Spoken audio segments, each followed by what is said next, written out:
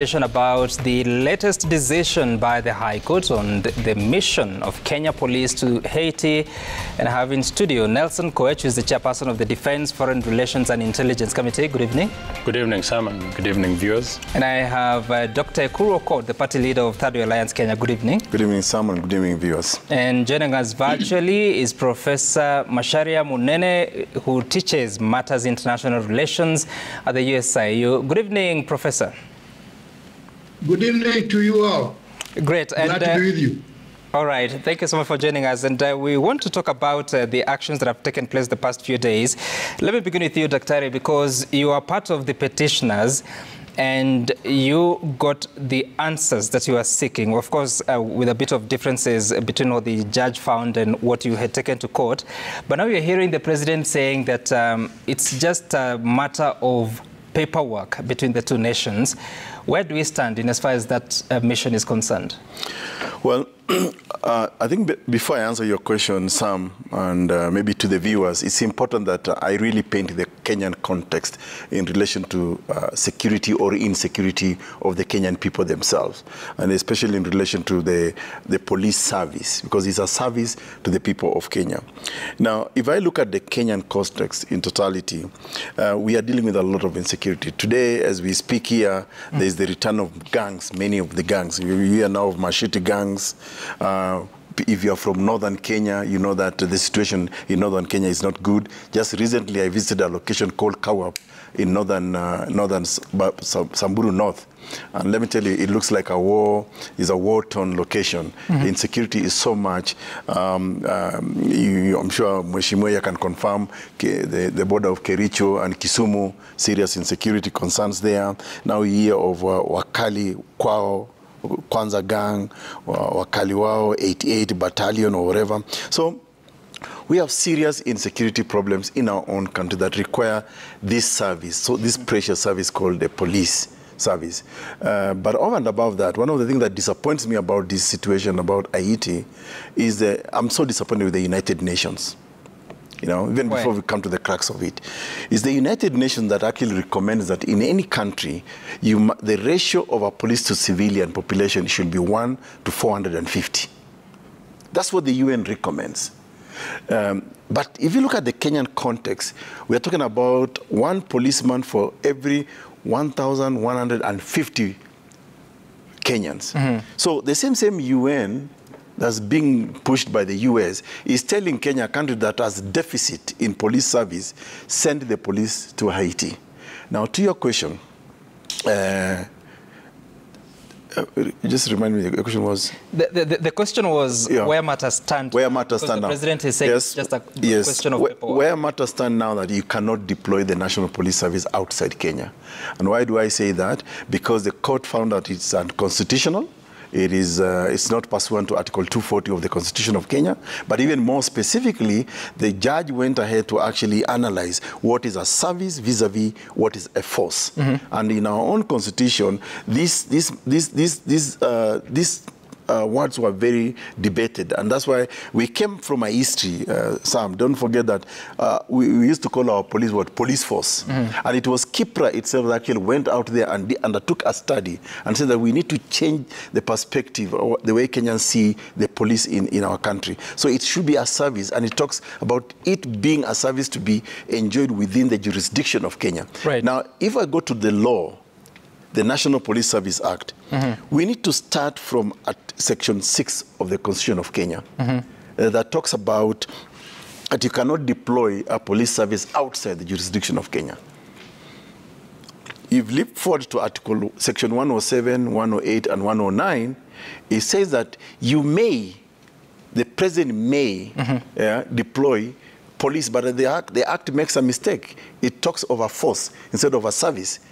That's where they conflict with the Constitution in Article 240. That is not accurate. It's not correct based on what the judgment found. No, the judgment said, I mean, okay, I know people are trying to rely on the fact that the judge said, had this been done in accordance with a reciprocal agreement, then it will not be unconstitutional.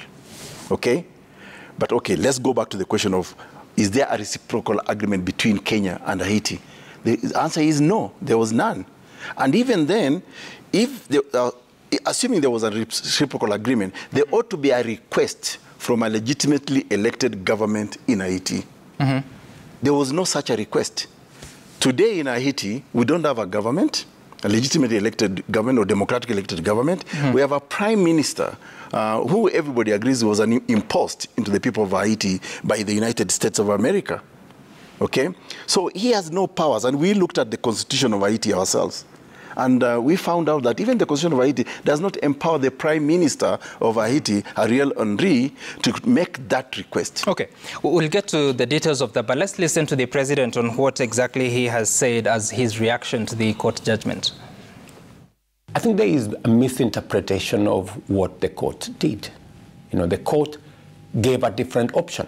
The court said, okay, don't use the route of the National Security Council going to Parliament and using the route that is given for the military. Use a bilateral route. So the court has suggested that we don't need to go the laborious way. We need simply to have a bilateral agreement between Kenya and Haiti, and that is sufficient for us to deploy our police.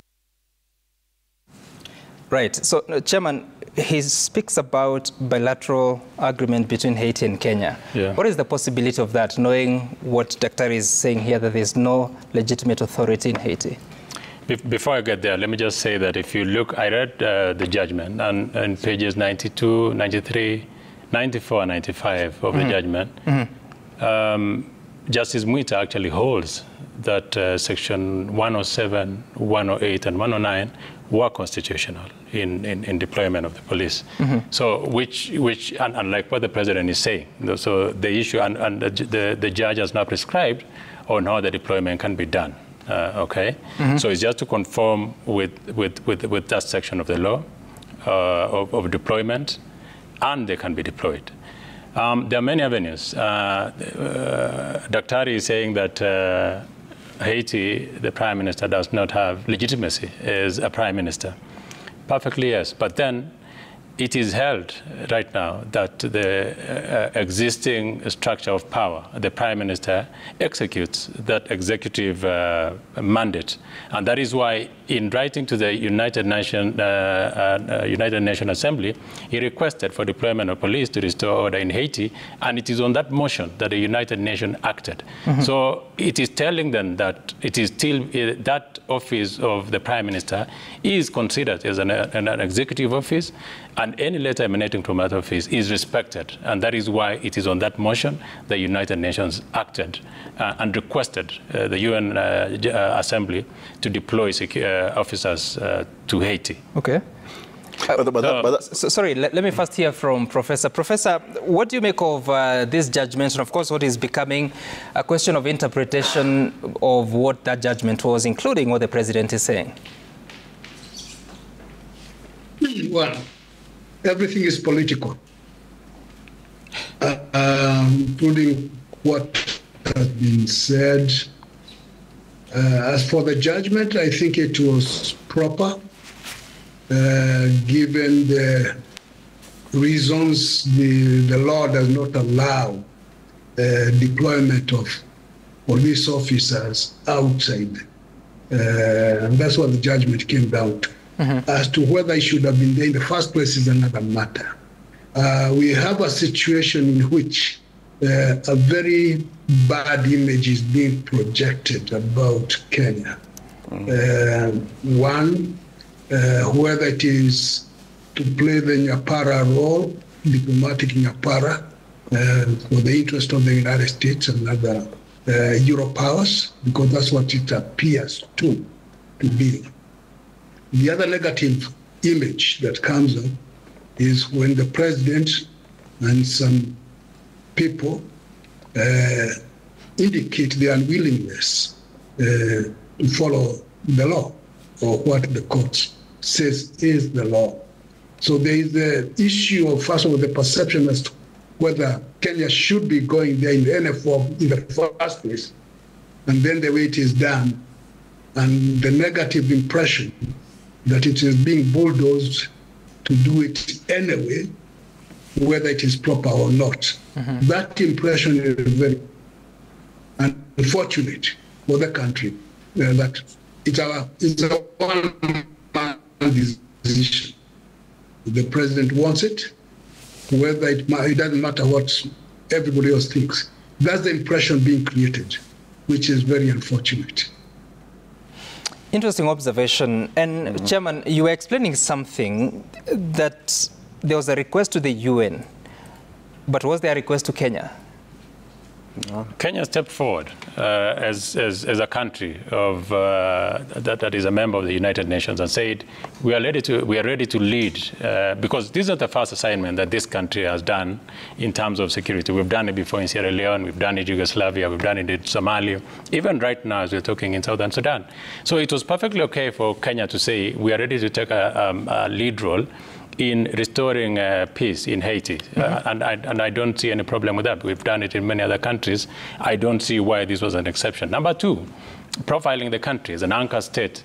I think the president, because of diplomacy, different forms of diplomacy, decided to pursue this kind of initiative in putting Kenya in the global perspective, as an anchor for peace, not just within the region, but even globally.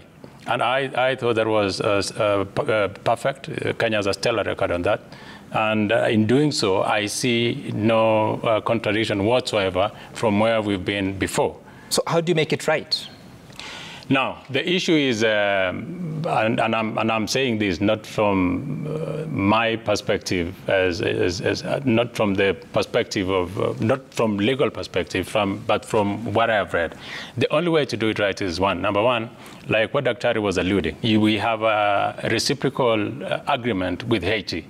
That can happen now, so that, because that is where, I mean, even if you look at the judgment, the judge seemed to have actually almost prescribed how we can now deploy our officers, and now in definition of what a force is. So to deploy our police officers, then we will need reciprocation. And the only way then now is to sign a reciprocal agreement with Haiti, formalize it, gazette it, and we can have our officers going out. So how do we do that at a time that he's already contending here that the Prime Minister of Haiti doesn't have power or mandate to do that? But the United Nations did it. That is why we are acting. That is why many nations are coming in to help Section 108 of the National Police Service Act that the judge quoted reads as follows. The President may, on the application of the government of a reciprocating country, order such number of police officers as the President may think fit to proceed to that country for service therein for the purpose of assisting the police service of that country in a temporary emergency. But also talks about that reciprocation has to be gazetted. Absolutely, that's what I said. And I'm saying the reciprocating country, this is Section 107, means any country which the President may, being satisfied that the law of that country contains provisions reciprocal to this part of that, to this part, and that Kenya is or shall be declared reciprocating country for the purpose of those provisions. So how do you cause Kenya to be declared reciprocal in Haiti and Kenya to declare Haiti reciprocal country? What can happen now is for the Prime Minister of Haiti I mean, it is assumed, and that is why Haiti Prime Minister, in every document that he has sent out, he has that authority. Of course, not sometimes considered constitutional, but with the support of the United Nations, such request where it is dire, because there is no government, peace has to be restored for them to even have an election, then it is believed that in his capacity, he can request, which he did to the United Nations, one. Number two, he can still write to Kenya for a reciprocating agreement so that we facilitate the movement of our officers to Haiti. I see absolutely nothing wrong with that. Dr. Is there a chance of... You know, I'm happy you read that section. It talks of reciprocation request from a government, a reciprocating government. The truth for the matter is, and we can lie about this, there is no legitimate government in Haiti. If we go on with this arrangement with Haiti, we might as well also sign an agreement with Al-Shabaab that controls certain regions of Somalia. Because they control certain regions, they probably hold themselves as quasi-government. And that, for me, is the danger. And I like what Prof has brought. What about the image of Kenya? Because today, the image of Kenya is tarnished because we are seen as a puppet of the United States of America. That is out there, whether we like it or not. The truth for the matter, Mwesh, is that the constitution of Haiti does not give powers, and I've looked at the constitution of Haiti, it does not give powers to the prime minister. It only gives powers to a president who is legitimately elected in an election, who forms a government. Now, once that request is made, it must be sanctioned by a parliament. We don't have a parliament in Haiti today as we speak. There is no parliament. So all this decision, even that request, has to go to parliament for sanctioning. It's not there. So we are dealing with what? What are we dealing with? Secondly, I like the word emergency. Our own law talks about emergency. What is the emergency situation actually we are dealing with? Yeah? It's not even clarified. I mean, if you ask me, I'm from the Kenya of the North, I'm from Kapedo particularly, it's an emergency every day for us. The sound of a gun is like breakfast, lunch, and dinner for us. That's an emergency. But nobody bothers to think about that. I've told you, I've given the example of Kawa location in Samburu North that was there last week. And I can tell you, you could think that we are in a war-torn country.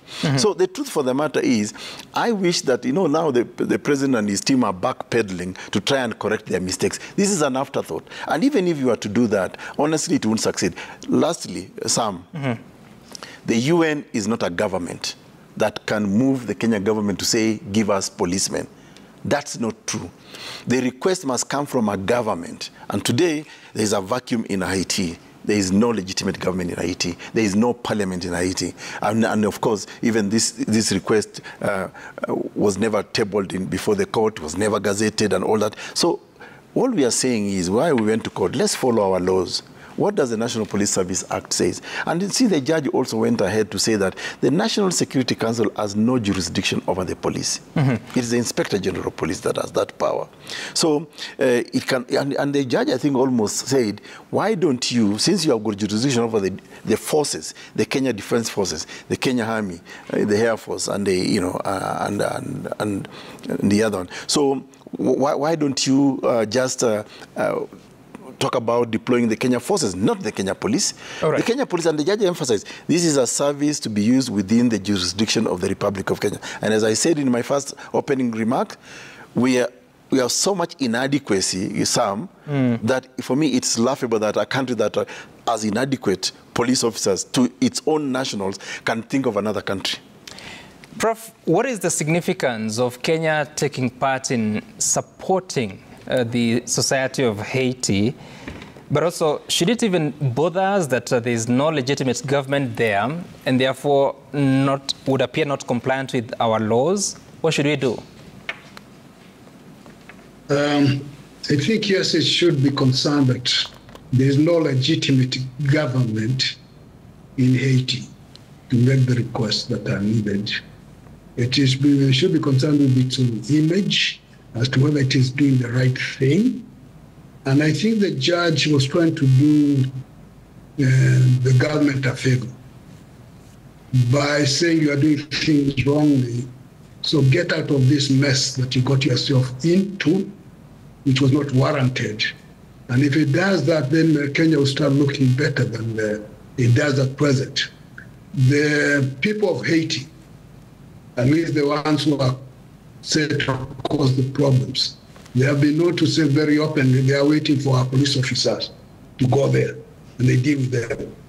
And the tragedy, one of the tragedies, is that those people are better armed than our police officers, the so-called militias. They control much of the country. And if the police are going there, the question is the approach that they are likely to take when they get there. When the judge said maybe you should have sent the military, which are the ones that have been used and have a lot of experience in peacekeeping and peace management in various places, our military have done a very good job. So when there are claims that we have experience in this, it's not the police who have been doing this, it's the military. And maybe that one would not have been as contentious as it is. So the Haitians, from what I'm gathering, are not amused by this. Kenya volunteering when it has its own problems. And the image created is that since the United States promised to give a few $1 million, don't come $100 million, and then Kenya jumped into it, was not a very good picture. The U.S. itself was in Haiti and failed badly. Mm-hmm. And it went there with a lot of forces, not 1,000, but a lot of it. Brazil was there, and it failed for whatever reason. Canada and the Canadians, who like to portray themselves as promoters of peace and security in the Western Hemisphere, want nothing to do with it. So he has questions. Those who are near there, and they have been there, and they don't want anything to do with it, what's going on? For one, Kenya is not ready for this kind of thing, despite the claims. It is not ready. We can train our people to speak a little Creole and French, but it is not a matter of going there with guns and bongos, because it's a different ball game altogether. And if the country is not careful, it might find itself regretting in jumping into a hasty decision, supposedly to be acceptable to the United States and some other countries, some other powers. So that imaging is not very good. And the people of Haiti, there is no evidence that they are welcoming this thing. Instead, is that they are indicating that they are very angry with Kenya for jumping into this when the people responsible for the mess want to keep away. Prof, are you saying that Kenya is going into this for the dollars? Well, that's the impression that was created when the U.S. said, oh, yeah, we are going to pay for Kenya to go there. Here's $100 million, go. And you see now, even $100 is actual peanuts. It's not enough for what needs to be done, but they promised 100, maybe 200. And it appears that the dollar inducement was very attractive in some quarters. It's the wrong thing, but that's what it appears, as if it's the dollar inducement, which then makes Kenya appear like a Nyapara country. Okay, now, Chairman, I know you want to respond to that. $100 million would be 1.6 billion shillings. We'll hear from the Chairman whether this is true and what was the major intention. We're taking a short break. We're back with more on the mission to Haiti.